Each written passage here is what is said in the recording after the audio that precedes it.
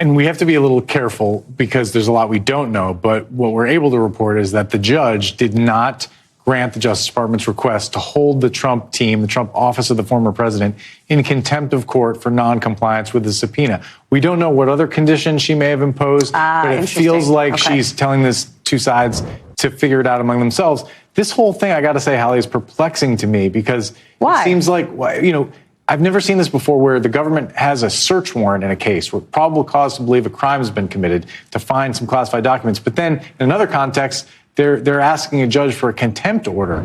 Apparently they still think there are classified documents out there. They have an existing grand jury subpoena, but I guess they don't have enough evidence to go do another search. I mean, that's what's confusing to you, is if they thought there was still more stuff out there. Could this be just punitive, though? Could this be just an instance from the DOJ where they feel like, hey, you didn't tell us the whole truth, and now we're gonna ask the judge for this? Okay, so here we go again. You thought we were done with impeachment drama?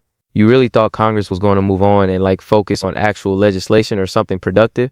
Yeah, no, not even close. Because right now, as we're heading into the holidays, as families are planning their Christmas dinners and figuring out travel plans, Democrats in Congress are cooking up something else entirely. They're planning another impeachment blitz. And this time, they're not waiting. They're not asking for permission. They're just doing it. Texas Democrat Al Green, you remember him, right? The guy who's been trying to impeach Trump since basically forever. Well, he just came out and said he's going to force another impeachment vote before Christmas, before Congress leaves for the holiday break. He's promising to file articles of impeachment as what's called a privilege resolution, which means Republican leadership can't just ignore it. They have to deal with it.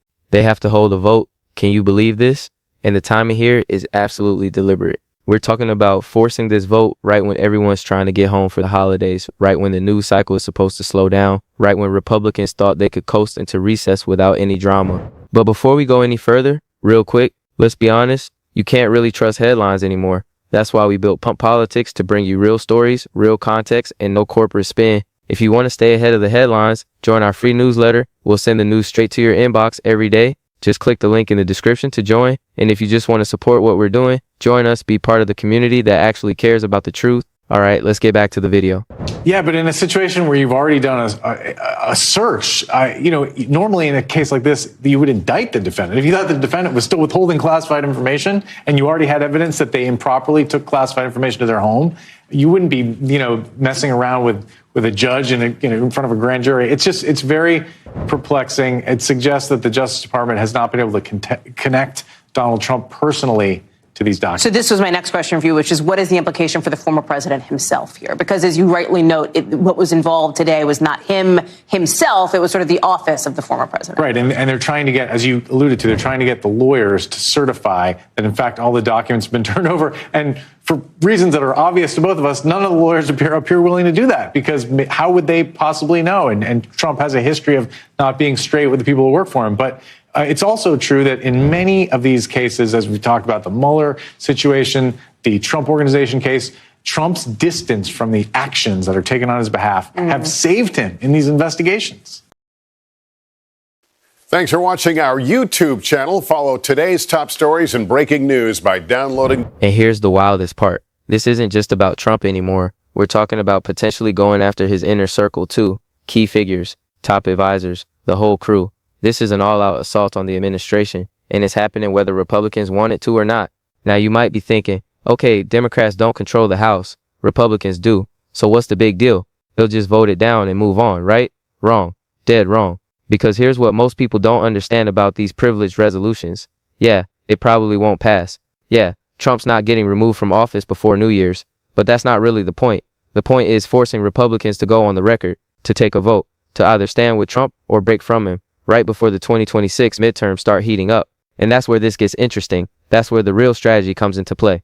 Because every single House member is up for re-election in 2026. Every single one. And there are Republicans sitting in swing districts, places Biden won, places where Trump is not exactly popular. And now they're going to have to vote on impeachment, on the record, on camera, with C-SPAN rolling and opposition researchers taking notes. This is political warfare, pure and simple. Green isn't waiting for Democratic leadership to give him the green light. He straight up said the Constitution doesn't require him to consult with leadership or, frankly, anyone else. He's just doing it. And he's doing it because of the Supreme Court's immunity ruling from earlier this year. You know, that massive decision that basically said sitting presidents have broad immunity from prosecution? Yeah. Green's argument is that if the courts won't hold Trump accountable, then Congress has to, impeach, convict, and remove. That's his solution. Those are literally his words. And when you think about it, he's not wrong from a constitutional standpoint. If the judicial branch won't touch a sitting president, what other option is there besides Congress? And it's not just Green. There are already multiple impeachment resolutions filed. One of them, EJOT Res.353, lists 7 different articles of impeachment. 7. We're talking obstruction of justice, abuse of trade powers, First Amendment violations, bribery, corruption, the whole laundry list. Another resolution focuses specifically on unauthorized military strikes against Iranian nuclear sites, calling it abuse of presidential powers. Outside of Congress, nearly 1 million signatures have been delivered to House leadership. Protest groups are rallying in D.C. with banners demanding Congress impeach, convict, and remove Trump. They're pointing to everything from war powers to Gaza policy to attacks on judges. So this isn't some fringe movement. This is organized. This is coordinated. This is a full-scale pressure campaign aimed at forcing Republicans into the worst possible position right as the next election cycle starts ramping up. And the coordination here is impressive. You got to give them that. Outside pressure groups, members of Congress, legal organizations, they're all moving in sync. And here's what makes this whole thing even more wild. The Supreme Court's immunity ruling, the one that's driving a lot of this anger, it basically made it so Trump can't be prosecuted while he's in office. At least not easily. So activists and legal experts are saying impeachment is literally the only tool left, the only real check on presidential power, which means we're about to see a massive fight on the House floor. Speeches, debates, votes that'll be turned into attack ads within hours. And vulnerable Republicans are going to be stuck in the middle, trying to figure out how to survive, both a Trump base that demands loyalty and swing voters who are tired of the chaos. This is going to be messy. This is going to be loud. And it's all happening in the next few weeks. So buckle up because the impeachment blitz is coming. And it's going to define the battle lines for everything that happens in 2026. The question isn't whether this happens, it's how bad the fallout gets for everyone involved. All right, let's dig into what's actually happening here.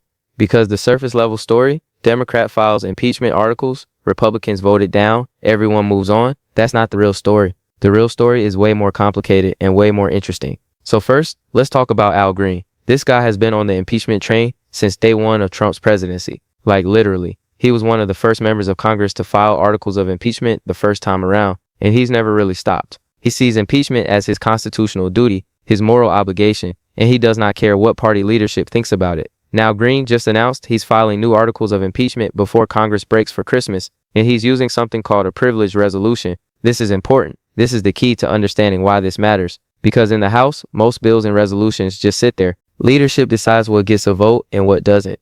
If the speaker doesn't want to bring something to the floor, it doesn't get voted on. Simple as that. But privileged resolutions are different. They have special status under House rules. When you file a privileged resolution, like articles of impeachment, leadership has to deal with it within a certain time frame.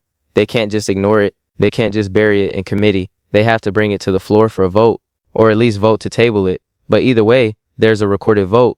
Members have to go on record, and that's the whole point. That's the entire strategy. Because yeah, Republicans control the House. They've got the votes to kill this thing, but they still have to vote. And that vote creates a paper trail, a record, evidence of where they stood when it mattered. Think about it. You're a Republican representing a district. Biden won in 2020, a district where Trump's approval rating is underwater, a district with a lot of suburban voters who are tired of the drama. And now you've got to vote on whether to impeach the president. You vote yes, Trump's base comes after you in the primary. You vote no, Democrats turn it into an attack ad saying you're protecting a lawless president. There's no good option. That's the genius of this strategy. It's a lose-lose situation for vulnerable Republicans. And there are about 18 of them sitting in these exact districts right now. Now, Green's saying he's doing this because of the Supreme Court's immunity decision, and this is where the legal and political stuff gets all tangled up. Earlier this year, the Supreme Court ruled that presidents have broad immunity from criminal prosecution for official acts. It was a huge decision, controversial as hell, and it basically made it way harder to prosecute Trump for anything he does while in office. Critics of that ruling, and there are a lot of them, say it essentially puts the president above the law, at least while they're sitting in the Oval Office. And if the courts won't hold Trump accountable, then Congress has to. That's the argument. Impeachment becomes the only real check on presidential power. Green put it pretty bluntly. He said, and I'm paraphrasing here, that impeach, convict, and remove is the solution. That's how you deal with a president who's shielded from prosecution by the Supreme Court. You use Congress's constitutional power to remove them from office, and he's not waiting for anyone's permission. He made it clear he's not consulting with Democratic leadership on this. He doesn't need to. The Constitution gives individual members the power to file impeachment articles. It's right there in the rules, so he's just doing it. And honestly, this is classic Al Green. The man does not wait for permission slips from leadership. Now, there are already multiple impeachment resolutions floating around. Let's talk about those for a second, because they're not just throwing stuff at the wall to see what sticks. Any.res.353 is the big one. 7 articles of impeachment, 7 different charges. We're talking obstruction of justice, usurpation of Congress's power of the purse, abuse of trade powers, First Amendment violations, bribery and corruption. It's a comprehensive list. Every major controversy, every alleged abuse of power, all wrapped up into one package. Then there's .res.537. This one focuses specifically on military action, unauthorized strikes on Iranian nuclear sites. The argument here is that Trump launched these strikes without proper congressional authorization, that it's a war powers violation, an abuse of presidential authority. So you've got multiple angles of attack, multiple legal theories, multiple justifications for removal, and outside of Congress, the pressure is intense. Nearly 1 million signatures were delivered to House leadership from the Impeach Trump Again campaign and allied groups. That's not a small number. That's a massive grassroots push. These aren't just random internet signatures either. These are organized activists who are showing up, rallying, making noise, creating sustained pressure that doesn't let up. Protesters in D.C. are holding demonstrations with signs demanding Congress impeach, convict, and remove Trump. They're pointing to everything: war powers, Gaza policy, attacks on federal judges, efforts to punish political enemies, the whole range of grievances. So this isn't just Al Green acting alone. This is a coordinated movement, multiple pressure points, multiple groups pushing the same message, and they're all banking on one thing: that they can make Republicans uncomfortable enough to either break ranks or pay a political price. Now here's where it gets really strategic. We're heading into the 2026 midterms. Every House seat is up, and there are about 18 or so Republicans sitting in districts. Biden won. These are the most vulnerable members, the ones Democrats are targeting, the ones who need to appeal to moderate voters to survive. And impeachment votes are exactly the kind of thing that gets weaponized in campaigns. You can already see the ads, right? Ominous music, black and white footage, narrator saying Congressman so-and-so voted to protect Donald Trump even after he, whatever the charge is. This attack ad gold, pure political ammunition delivered on a silver platter. But it works the other way too. If a Republican breaks ranks and votes for impeachment, Trump's base will destroy them in the primary. President Trump, he doesn't forget, he doesn't forgive. He'll endorse a primary challenger. He'll hold rallies against them. He'll make their life hell. So these vulnerable Republicans are stuck, damned if they do, damned if they don't. And that's exactly what Democrats want. There's also a bigger constitutional question here. What happens when the Supreme Court makes it nearly impossible to prosecute a sitting president, but Congress is too divided to impeach and remove them? What check is left on presidential power? That's what a lot of legal scholars are wrestling with right now. And activists are saying the answer is aggressive impeachment, even if it doesn't succeed, even if the votes aren't there for conviction in the Senate. You still have to try. You still have to force the issue. Otherwise, you're just accepting that presidents can do whatever they want as long as they control one chamber of Congress. It's a constitutional crisis in slow motion, and we're watching it play out in real time. This is history being made, whether people realize it or not.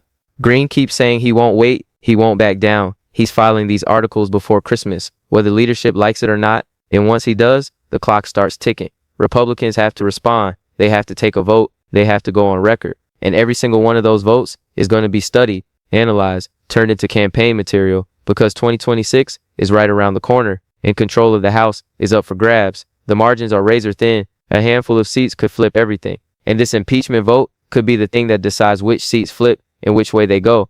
Okay, so let's break this down into what actually matters. What are the key takeaways here? What should you be paying attention to as this plays out over the next few weeks? First, this impeachment push probably won't succeed. Let's just be real about that. Republicans control the House. They have the votes to kill any impeachment articles that come to the floor. And even if somehow articles pass the House, which they won't, you still need a 2/3 vote in the Senate to convict and remove Trump from office. That's 67 senators. That's not happening. Not even close. So if we're being honest, Trump's not getting removed from office because of this, but that doesn't mean this doesn't matter, because the point isn't removal. The point is the fight itself. The point is creating a political record that will haunt vulnerable members for years. Every time there's an impeachment vote, Republicans have to choose: stand with Trump or break from him. And that choice creates problems. For some members, voting to protect Trump alienates moderate voters in their districts. For others, voting against Trump triggers a civil war within the party. Either way, someone's mad. Either way, there's a political cost that has to be paid. And that cost compounds heading into 2026 because we're about 18 months out from the midterms. This is when campaigns start forming. when opposition research gets weaponized, when every vote you take becomes part of your record. Democrats know this. That's why they're forcing these votes now. It's strategic, it's calculated, and it's pretty effective political warfare. Second, the Supreme Court's immunity ruling has completely changed the game. This is huge, and I don't think most people fully understand how big of a deal this is. Traditionally, if a president breaks the law, there are two ways to hold him accountable: criminal prosecution or impeachment. But the Supreme Court just made prosecution way harder. They said sitting presidents have broad immunity for official acts, which means if Trump does something controversial, something that critics say is illegal, but he does it as part of his official duties, he's basically untouchable while he's in office. So that leaves impeachment. That's it. That's the only real check left. And if Republicans won't impeach, if they vote to protect Trump no matter what he does, then there's no accountability at all. The president can just do whatever. As long as his party controls one chamber of Congress, he's safe. And that's a terrifying precedent to set, regardless of which party you support. That's what activists and legal scholars are freaking out about. They're saying this creates a situation where presidential power is basically unchecked, and the only way to push back is aggressive impeachment. Even if it fails, even if the votes aren't there, you still have to try. You still have to make the argument. Otherwise, you're just normalizing this. You're accepting that presidents are above the law as long as they have political cover. Third, look at the specific charges in these impeachment articles, because they're not random. They're carefully chosen to hit Trump's biggest vulnerabilities: obstruction of justice, abuse of trade powers, war powers, violations, attacks on judges. These are all areas where Trump has faced criticism, where polls show voters have concerns, where there's actual evidence of controversial behavior. Take the Iranian strike stuff. Trump authorized military action against Iranian nuclear sites without going through Congress. Now, presidents have done this before. Executive power in war situations is complicated. But critics say this crossed the line, that this was an unauthorized act of war, and they're using it as grounds for impeachment. Or look at the attacks on judges. Trump has repeatedly gone after federal judges who rule against him, called them corrupt, threatened to investigate them, and there's a real argument that this undermines judicial independence, that it's an abuse of power, that it threatens the separation of powers that keeps our system functioning. These aren't just political talking points. These are constitutional questions with real implications, and forcing votes on them puts Republicans in a tough spot. Because even if you think Trump shouldn't be impeached, some of this behavior is questionable, hard to defend. Fourth, the 2026 midterms are going to be defined by this. Mark my words. This impeachment fight is going to set the tone for the next election cycle. You've got vulnerable Republicans who are going to spend the next year and a half defending their impeachment votes, explaining to constituents why they voted the way they did, and Democrats are going to hammer them. Every town hall, every debate, every ad is going to come up. And on the flip side, you've got Democrats in competitive districts who are going to have to explain their votes too. Because if impeachment becomes really unpopular, if voters see it as a waste of time, then Democrats who push for it could face backlash.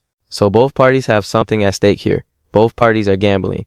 And we won't know who made the right bet until November 2026. But the bets are being placed right now, and the stakes couldn't be higher for members on both sides.